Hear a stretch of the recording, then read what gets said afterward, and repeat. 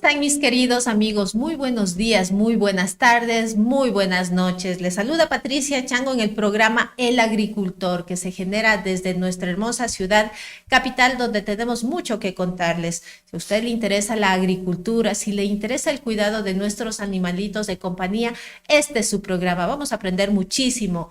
Y en este contexto quiero comentarles y darle la bienvenida a nuestro invitado de este día. Vamos a conversar con Andrés Román, quien es especialista en medicina interna y cirugía. Y con él queremos abordar un tema fundamental para todos los que tenemos animalitos de compañía, ya sea un perro, ya sea un gato u otro tipo de mascotas que siempre están junto a nosotros.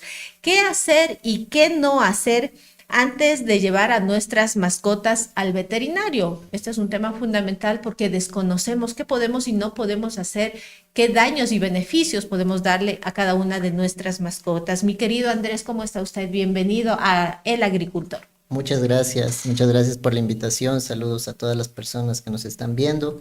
Y bueno, pues vamos a abordar temas importantes para el cuidado de las mascotas y que es importante también para nosotros los veterinarios que estamos día a día tratando de hacerlo mejor por los animales. Y bueno, de cajón, ¿qué es lo que no debemos hacer? Porque siempre estamos pendientes de que tenemos que llevar a nuestras mascotitas donde el veterinario, tal vez cuando vemos algún síntoma, vemos que está decaído, vemos que tiene alguna enfermedad, presumimos, ¿no? Pero aunque no tenemos conocimiento a profundidad como ustedes, cometemos ciertos errores al tener que estar pendientes de cada una de nuestras mascotitas. ¿Qué es lo que no debemos hacer? Partamos por allí, que es importante. Sí, bueno, la verdad que es un tema muy amplio e importante porque a veces los tutores por tratar de hacerlo mejor, tratar de ayudar a sus animales, a sus seres de compañía, cometen muchos errores que pueden llegar a ser catastróficos. Y bueno, poco a poco iremos hablando y comentando de casos que hemos tenido en el día a día y que quizá han perjudicado mucho la salud de, más que ayudar, ¿sí? Entonces, bueno, uno de los temas importantes que sí quiero recalcar, y creo que para mí el más importante de lo que no se debe hacer es evitar suministrar cualquier tipo de medicamento, ¿sí? Ya sea sobre todo de uso humano, porque la mayoría de pacientes que nosotros tenemos es que siempre llegan, bueno, y preguntamos en el examen clínico, perdón, en la anamnesis, y siempre nos dicen, le di un paracetamol de 1 gramo, de 500 miligramos. Y obviamente quiero comentar algo también que es importante porque está basado en evidencia científica. El paracetamol es creo que lo más frecuente que tenemos en casa y que casi siempre le vamos a dar a la mascota primerito. Y al ¿Sí? mismo ser humano, Y ¿no? al mismo, Uno y piensa que es la nosotros mismos, solución. exactamente, nosotros mismos a veces nos tomamos para el dolor de la cabeza y qué sé yo. Entonces, el paracetamol en sí, que no se malinterprete lo que voy a decir porque es importante recalcarlo. El paracetamol en perros tiene una dosis que se la puede dar, que es hasta máximo 15 miligramos, pero eso obviamente lo debe suministrar un veterinario. No está recomendado que los tutores lo den, porque si tú no puedes calcular dos, obviamente vas a perjudicar a tu mascota. Eso hablando del paracetamol. Y hablando del paracetamol en gatos, por ejemplo. El paracetamol es mortal en gatos, ¿sí? Vamos a generar un daño muy severo, sobre todo hepático, en felinos por la suministración de este medicamento, ¿sí? Y hay mucha variedad de otros medicamentos, ibuprofeno, naproxeno, y en sí eso, hablando de todo lo que son medicamentos analgésicos y antiinflamatorios, porque ahí tenemos una variedad de medicamentos, cremas, lociones, etcétera. Y Ex- es, ¿Existen casos así donde los propietarios automedican a sus mascotas? ¿Ustedes lo han vivido, lo han palpado? ¿Esto es cotidiano? muchas veces. Creo que el día a día del veterinario es atender mascotas intoxicadas por todo estos medicamentos. Y bueno, yo les cuento un caso que, que fue muy feo, digámoslo, vivirlo, porque es un paciente Golden Retriever de unos Ujú. 4 años más o menos, Joven. joven, un perro joven, y sobre todo lo que yo recalco aquí es la fidelidad del animal, porque a pesar de todo lo que vivió y pasó, cuando el dueño lo iba a visitar en hospitalización, el animal se moría de gusto viéndole. Oh. Y eso es lo que a nosotros nos llenaba mucho. Y bueno, ¿qué pasó? Que este señor era un odontólogo. Y bueno, resulta, no sé por qué lo hizo. Resulta que le castró al perro, le castró con la lidocaína que utilizan para hacer las exodoncias. Ujú. Y bueno, estuvo fatal eso porque aparte de que lo hicieron mal, la herida llegó supurando, le habían estado dando ibuprofeno, un medicamento que no se debería dar en Ujú. mascotas, como una semana más o menos. Estaba Y bueno, intoxicado sí, o entonces. sea, el animal estuvo con falla renal, tuvimos tratándolo, lo estabilizamos y bueno, lo mandamos a casa, pero no lo pudimos volver a ver. Asimismo hemos tenido gatos, gatos que prácticamente llegan moribundos ya por intoxicación por el paracetamol. Hemos tenido también muchos pacientes con heridas que llegan con la famosa violeta de genciana, Ujú. ese líquido morado que fijo Que le lo han de ponen, haber ¿no? visto. Yo he Es visto que les ponen. característico, Ajá. característico ver pacientes que llegan pintados de esto. Y bueno, hoy en día también hay evidencia científica que te dice que la violeta de genciana ya no se debería usar porque tiene un potencial cancerígeno, Ujú. ¿sí? Y obviamente eso es inadecuado. Y esta violeta a veces siempre viene mezclada con otro tipo de medicamentos como los fenoles que pueden generar también quemaduras en la piel por su toxicidad. ¿Para qué se utiliza normalmente o el ciudadano cree que puede ser beneficioso este violeta de genciana? En sí, en la antigüedad se utilizaba mucho, pero obvio porque no había mucha evidencia científica, Ujú. ¿sí? Y hoy en día ya muchos profesionales y todos la tratan de no utilizar eso porque ya no tiene un efecto adecuado, sobre todo en las mascotas. En animales grandes quizás sí todavía se utiliza bastante. ¿Para qué sirve? En sí, la violeta de genciana es un antiséptico. Ujú. Según lo que se describe, es que sí, es un excelente antiséptico, pero también tiene su contra, que es cancerígeno, ¿sí? Entonces, eso en cierto modo llega a ser malo con el tiempo, Ujú. ¿sí? Y bueno, eso es una. Y la otra también, que hoy en día la OMS, hablan mucho de la resistencia bacteriana, ¿sí? Que es un problema que hoy en día también está reflejado en las mascotas, porque mucha gente a veces también por hacer bien o hacer mal, o ayudar a su Ujú. mascota, suministran antibióticos, amoxicilina, clavulánico y todo esto es característico. Y cuando tú llegas con tu mascota al veterinario con una herida infectada y ya te cuentan que le han estado dando amoxicilina, tú haces un cultivo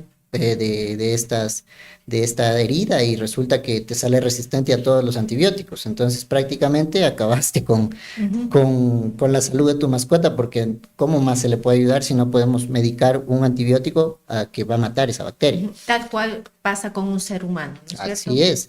es. Hoy en día también en medicina humana creo que es muy importante que la gente se dé cuenta que eso a futuro, una de las pandemias que vamos a tener a futuro es por la resistencia bacteriana, Terrible. ¿sí? Ujú.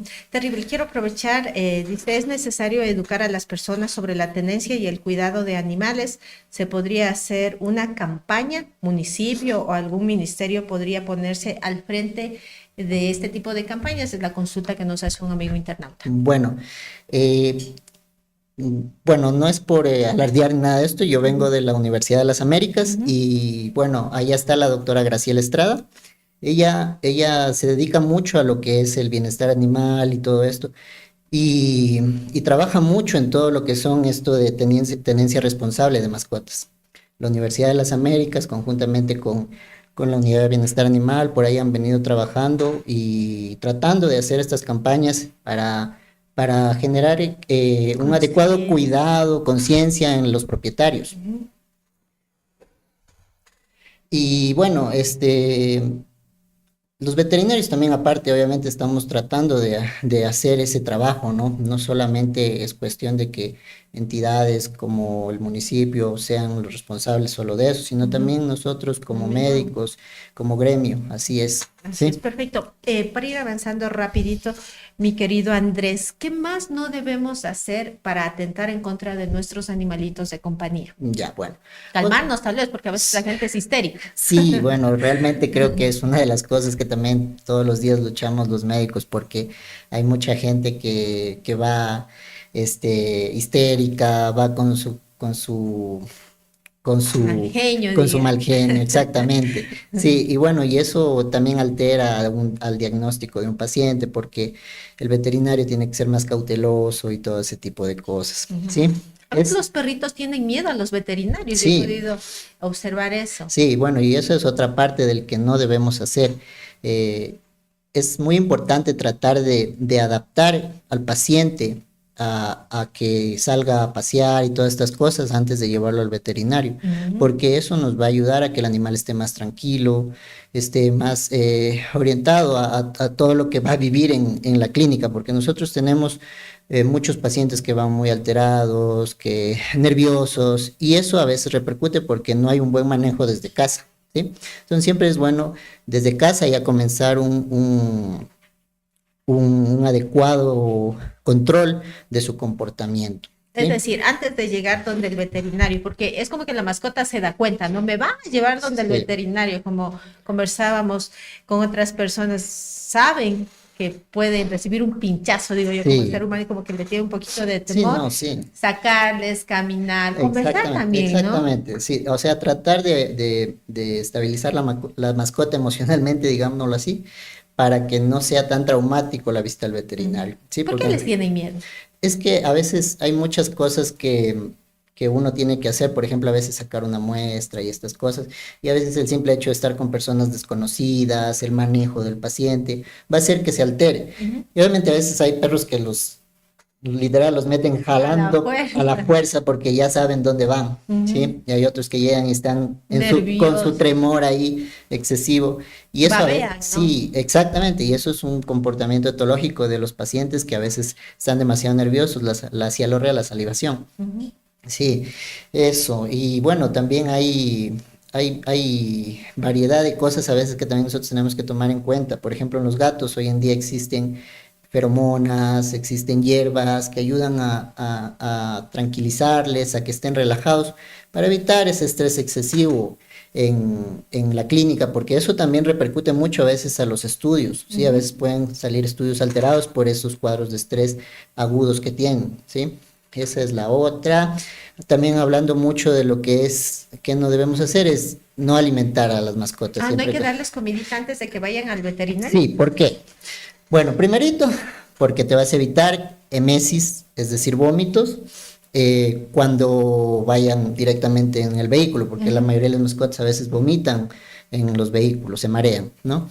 Esa es la una. La otra es que a veces, muchas de las veces van pacientes con heridas o toca de hacer algún procedimiento bajo sedación. Entonces, esa alimentación antes de puede repercutir a que el animal igual vomite en un procedimiento por los anestésicos, por los sedantes, y eso haga que probablemente se generen enfermedades secundarias a eso, por ejemplo, la broncoaspiración, que es Ya. un caso de cuando el animal vomita y eso mismo entra hacia las vías respiratorias que puede generar una neumonía, ¿sí? Mm. Esa es otra cosa, ¿sí? Esto respecto a lo que es la alimentación. Mi pregunta sería, entonces, ¿en qué tiempo o cuánto tiempo tiene que pasar luego de que en este caso la mascotita haya sido alimentada para poderle llevar al veterinario? ¿Son unas 2 horas tal vez? Bueno, es que depende mucho también de lo que vais a hacer, entonces por eso es mejor el ayuno, ¿sí? Ujú. Ya. Pero, por ejemplo, cuando llevas un paciente a esterilizarlo, por ejemplo, a cirugía para esterilización, mínimo se recomienda 8 horas en pacientes adultos, en gatos unas 4 o 5 horas, en neonatos mucho menos, ¿sí? Entonces, eso hay que tomar en cuenta en cuanto a lo que es evitar la alimentación antes de ir al Ujú. veterinario, sí. ¿Han tenido ustedes casos donde por obra circunstancia, en este caso los propietarios de los animalitos de compañía les han dado de comer y se olvidan de comentarles a ustedes que vino comiendo? Sí, sí, no, a ver, de hecho es muy frecuente, También es cotidiano. sí, por eso es que quizá lo he traído acá para comentarlo, Ujú. porque siempre tenemos ese problema y digamos, el perro se cortó en la mañana su miembro anterior. Y bueno, lo quieren llevar al veterinario para obviamente hacer una evaluación y probablemente una sutura de esa herida. Y bueno, dicen, es que le di de comer despuesito de lo que se cortó. Entonces, esas cosas a veces hacen se compliquen a veces ciertas cosas en el manejo del paciente ya para hacer estos procedimientos. Entonces, es importante recalcar, cuando tengamos ese tipo de casos, evitar el dar el alimento, y obviamente se lo dará ya después cuando se le dé el alta o cuando esté en hospitalización y qué sé yo, ¿sí? Eso principalmente en caso de lo que nosotros no debemos hacer. ¿Qué también es lo que no debemos hacer cuando vayamos a llevarle a nuestra mascota al veterinario? Bueno, en sí lo que habíamos venido hablando, evitar dar fármacos, evitar dar alimento, tratar de mejorar el comportamiento del paciente, ¿sí? ¿Cómo lo logramos? ¿Cómo lo logramos? Pues como habíamos venido hablando, sobre todo un paseo, con los paseos, con todo lo que es tratar de enriquecer el ambiente del animal que esté relajado, sobre todo eso, ¿sí? Sí, así es. Cuando hay temas de cirugías, por ejemplo, y el propietario de un animalito de compañía, no necesariamente de un gatito o de un perrito, sino de otra especie, comete errores. ¿Qué tipos de errores no debe de tratar de cometer? No sé, si tiene una gallina o si tiene otro tipo de animalito. Como habíamos venido también comentando. ¿Lo mismo se aplica para todos? Sí, o sea, igual en especies mayores a veces es característico, por ejemplo, yo atiendo mucho vacas. Ya. Por ejemplo, a esas especies me refería. Sí. Porque una cosa es la ciudad, otra cosa es el campo. Sí, ajá. Entonces, el veterinario en el campo ya es la última opción. Ya. ¿Sí? Así. Así es. Todo está en manos del propietario. Lastimosamente es así, hay que decirlo así. ¿Por qué? Porque antes de atender un paciente bovino, digámoslo así, ya le han consultado al propietario de la hacienda, han consultado con el vecino, han consultado con el señor que es el capataz de la hacienda. Le han hecho de todo, le han metido medicamentos de todo, millones de antibióticos, millones de antiinflamatorios, y ya el veterinario es la última opción. Y obviamente a veces ya cuando está muy complicado el cuadro es que ya lo llaman al veterinario y ya a veces no hay nada que hacer, ¿sí? Y esas son cosas que a veces uno no se da cuenta, como le decía al principio, que quizá estamos haciendo más daño de lo que en verdad vamos a ayudar, ¿sí? Por eso el veterinario en sí está capacitado para atender todo este tipo de problemas. ¿Usted ha tenido algún cuadro específico donde reúna todo este tipo de situaciones que no debemos hacer? Es decir, que el propietario va con iras, resulta que le automedicó al animalito y resulta que tras esta misma situación el animalito está con mucho miedo, encima de eso con algún tipo de enfermedad y demás. Claro, sí. Bueno, hay de todo, hay de todo. Hemos tenido tutores que son muy responsables, y también hemos tenido tutores que son irresponsables, malas personas, porque a veces tienen el pobre animal amarrado, lo maltratan, no le dan de comer, y todas esas cosas repercuten, y a veces ya por ahí como que se preocupan y dicen, no, está con una herida muy grande por tenerlo encadenado toda la vida en un patio ahí muriendo de frío, ¿sí? Y todas ¿Han tenido ese tipo de casos ustedes? Eso creo que es el día a día. Incluso hubo un caso, no sé si vio la denuncia que hubo recientemente en Calderón, me parece, de un propietario que tenía, no, pateando a su mascota. También.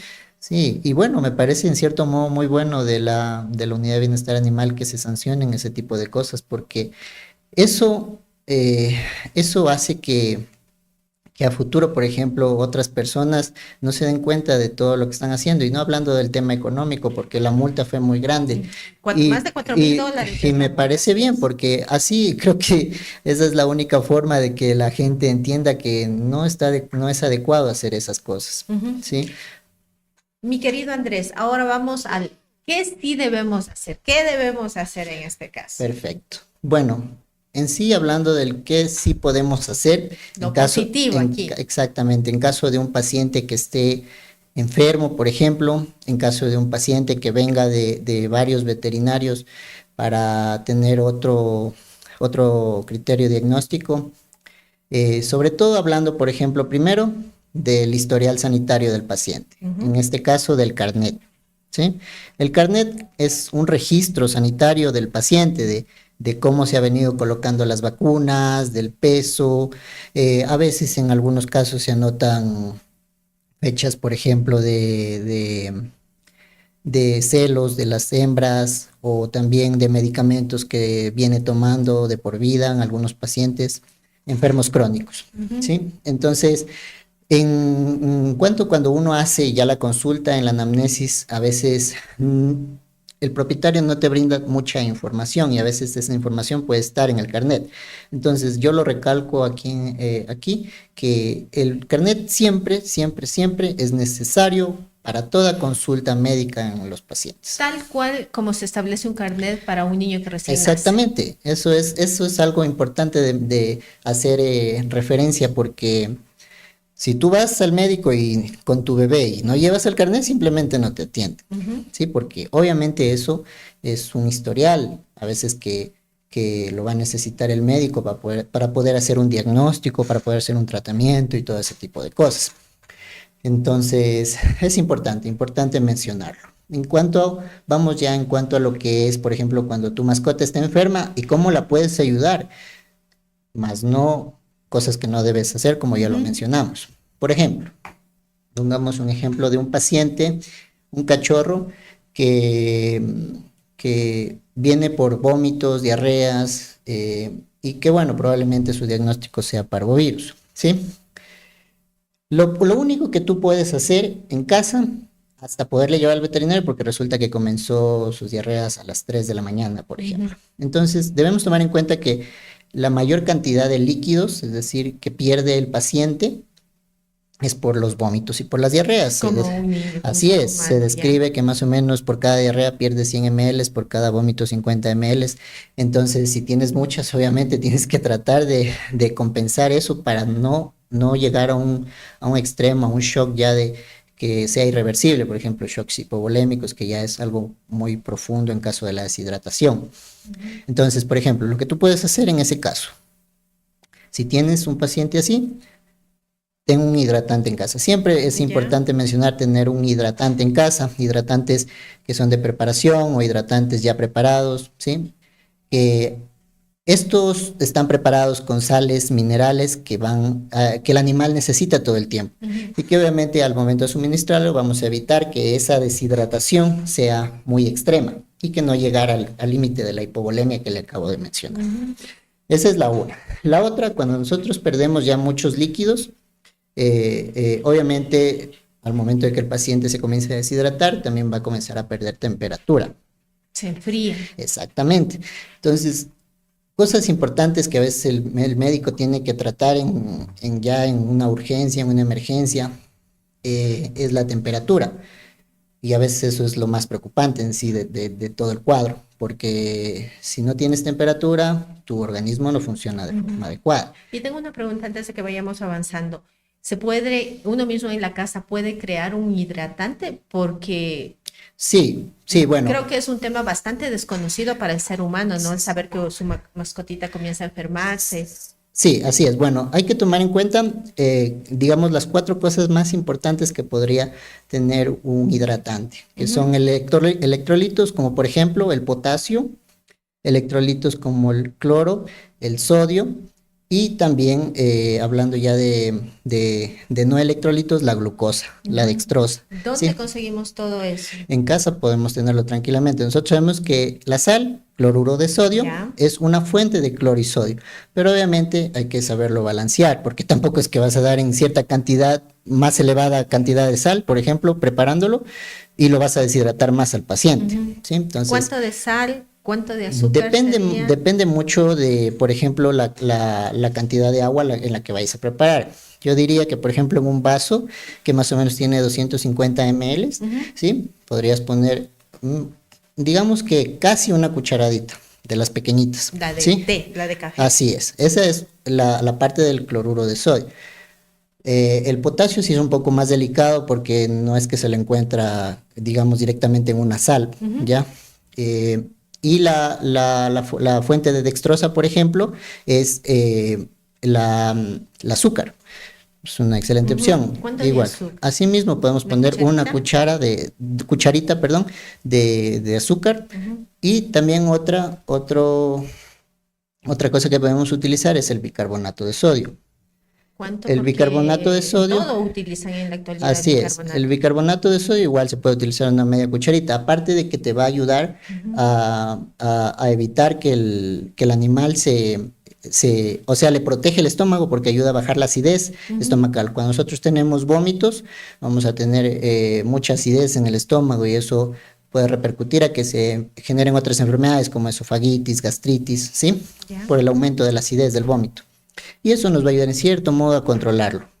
Esa es la forma más adecuada de controlar una hidratación en casa, ¿sí? Mi querido doctor, a ver, volvamos a repetir para que nuestros amigos internautas que por obvias circunstancias llegan a atravesar alguna de estas situaciones, el perrito se les enferma por diarrea, sería una cucharadita de sal, una cucharadita de azúcar, media cucharadita de bicarbonato. Exactamente. Suficiente. Con eso le da una mano, como quien dice, a su animalito de compañía hasta llegar donde el veterinario. Así es, lo podemos mezclar bien y lo suministramos cada 20 minutos, cada 15 minutos, ¿En dependiendo. tapita? ¿Como En unida, jeringa, o cómo como es? una jeringa que es la mejor opción, ¿sí? Entonces eso nos va a ayudar a mantener la hidratación del paciente y quizá no llegue tan complicado a la clínica y que obviamente tenga que ser sometido a muchos más tratamientos más agresivos, ¿sí? Ya, bueno. ¿Qué más tenemos que hacer o qué más debemos hacer para beneficio de nuestras mascotas? Bueno, por ejemplo, hablando también ya cuando nosotros queremos una segunda opinión de un paciente, siempre nosotros tenemos pacientes que a veces que vienen de otros veterinarios y que vienen a consultar a ver qué más se puede hacer porque ya se han hecho un poco de todo y bueno. En casos como cuáles, por ejemplo, que piden una segunda opinión de un veterinario. En caso ya más de enfermedades complejas, porque, por ejemplo, enfermedades que ya no son muy frecuentes, muy habituales y que a veces la falta de preparación, a veces por los colegas, porque hoy en día ya hay muy poco, o sea, se va centrando mucho más a las especialidades. ¿Sí? A las especialidades como en medicina humana. En la actualidad ya tenemos oncólogos, tenemos endocrinólogos, tenemos cirujanos, anestesistas, que ya solo se dedican a su rama. ¿Sí? Es decir, tenemos que buscar un veterinario como en medicina general. Exactamente, o sea, por ejemplo, puedes ir primero a medicina general y obviamente quizá por ahí ya puedan el médico general remitirte a un especialista que obviamente está preparado para afrontar ya esa patología de mejor manera, ¿sí? Entonces, por ejemplo, yo en mi caso, yo trabajo mucho con pacientes enfermos hormonales, hablando de enfermedades como diabetes mellitus, hipotiroidismo, síndrome de Cushing, que son las enfermedades más frecuentes acá en Quito sobre todo, ¿sí? Y ¿Cuál es esta de síndrome de Cushing? El síndrome de Cushing es una enfermedad hormonal que se produce por un exceso de cortisol, que es una hormona que produce la glándula adrenal, ¿sí? Y que genera signología clínica variadas, ¿no? Dermatológica, enfermedades hepáticas. Alergias. En caso de Cushing, no. De Cushing no, de otras, por ejemplo, hipotiroidismo, por ahí sí podemos orientarlo más al prurito, que es la comezón, ¿sí?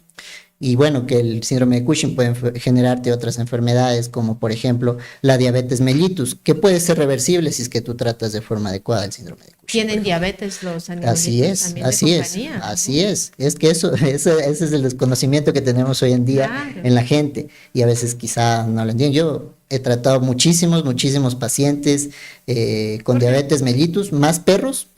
Tengo una gata que bueno, la sigo tratando ya desde que comencé a ejercer mi profesión y bueno, ha sido mi mayor orgullo, la verdad. Y bueno, ese ha sido... ¿Cómo se adquiere esta diabetes en el caso de los... Hablando de los animales, no es como en los humanos, ¿no? Porque lleva, obviamente un poco sí, ya por los carbohidratos de las dietas, ¿no? pero en sí también tiene que ver mucho a veces un factor genético más ya en las mascotas, ¿sí? Factores genéticos y obviamente a veces la mala alimentación, la falta de ejercicio y todas esas La cosas. falta de ejercicio suma también. Así ¿Cada es. cuánto entonces tiene que un animalito de compañía hacer ejercicio? Preferiblemente siempre es adecuado todos los días salir a caminar porque eso va a repercutir a que el animal tenga un metabolismo adecuado, ¿no? Que todas esas reservas que no utiliza el animal se desgasten y obviamente evitar estas enfermedades. Doctor, ¿Sí? por temas de tiempo, rapidito, tengo otra pregunta. Dice, ¿cuáles son las enfermedades más comunes para los perritos en Quito? Acá en Quito, bueno, creo que el pan de cada día de los veterinarios eh, es los cuadros de gastroenteritis, ¿sí? Las enfermedades gastroentéricas. ¿Por Eh, qué se produce esto? En sí es por la mala alimentación, sobre todo. A veces nosotros damos dietas, no sé, yo pongo un ejemplo, por ejemplo, tengo muchos pacientes que llegan y dicen, le doy colada de avena. Ya. Y yo les digo, su mascota es caballo o su mascota es vaca, porque la avena es un carbohidrato que se utiliza más en animales grandes, ¿sí? Entonces, obviamente no es que va a aportar no va a aportar nutrientes de forma adecuada, para eso hay mejores opciones. Y nuestras abuelitas tienen por costumbre darles coladitas a los Exactamente. perros, a los gatos y bueno, a otros Exactamente. animalitos que pueden tener en su hogar. Exactamente, y es como en humanos. Tú comes pan todos los días, va a llegar un tiempo en que vas a tener diabetes porque es un almidón, ¿no? Y el almidón se desdobla muy rápido y se transforma en glucosa y eso va a hacer que estés intoxicando a tu páncreas todo el tiempo, ¿sí? Entonces, las coladas, las avenas, eso evitar. Si se da una dieta casera, obviamente pregúntale a tu veterinario que te trate de homogenizar una dieta adecuada, ¿sí? Decían que es lo conveniente para, en este caso, perritos, gatitos, darles el agüita del hueso sin necesidad de condimentos, por ejemplo. Claro. Eso ha sido bastante dañino. Eso nos No, comentaban, no, ¿o no? no, los condimentos sí. Los condimentos, sí, ya, Obviamente, los los condimentos. condimentos sí son muy dañinos porque, por ejemplo, la cebolla, el ajo son tóxicas en sí para los animales por sus componentes, ¿sí? Entonces, si se va a hacer dietas caseras, evita los condimentos, ¿sí? Yo a veces lo recomiendo. Cuando hice mis pasantías en el hospital, escuela de la universidad, donde hice mi especialidad, los médicos hacen mucho este manejo de dietas caseras porque a veces, por ejemplo, les das toda una vida croquetas a tu mascota. Dicen que no es bueno tampoco. No es que ¿Es tan esté mal, conveniente? no es que esté mal porque es una dieta balanceada, ¿sí? Es una dieta balanceada. En cambio, si tú te pones a darle, por ejemplo, solo arroz, no lo estás nutriendo, Claro, no estás nutriendo a tu mascota, ¿sí? Entonces, si vas a hacer dietas caseras, tienen que ser balanceadas. Su proteína, su carbohidrato y sus minerales, sus vegetales que pueden aportar minerales. Entonces, eso principalmente hablando de lo que es la dieta casera. Ah, sí, bueno, hablaba un poquito de lo que es estos caldos. Allá en el hospital lo que hacían era hacer cocinar los huesos y ese caldo sobrante de ese consomé lo congelaban y lo mandaban para saborizar las croquetas, para que el animal consuma. Porque sí, yo por ejemplo tengo mi mascota, ella ha comido toda su vida croquetas y a veces pasa esto de que ya no quiere saber nada. Que se cansan, Se ¿no? cansa, se cansa. Ahí a veces por más que se le varía las croquetas, ya se cansa. Entonces se recomienda, le hacía este tipo de dietas y que va muy bien, le estimulan el apetito y va bien con eso. Tenemos una pregunta de un amigo internauta, más que nada recomendación. Dice, hágame un resumen de todo lo que tengo que hacer. Uy, bueno, ¿por dónde comenzamos? Bueno, en sí, como les decía, eviten dar medicamentos que no sean recetados por su médico. Eviten ir enojados a la consulta. Con buen ánimo, dice Siempre ahí. con buen ánimo, a pesar de que esté mala la cosa, siempre ir con buen ánimo de que tu mascota se va a mejorar en caso de una enfermedad. Siempre trata de relajar a tu mascota, de darle un ambiente propicio para que no se estrese al momento de ir al veterinario, ¿sí? En caso de cosas que no deberíamos hacer, cosas que sí debemos hacer, siempre traten de llevar su carnet de vacunas. Traten siempre de llevar el historial médico en caso de exámenes, estudios que ya los hayan hecho en otro médico, ¿sí?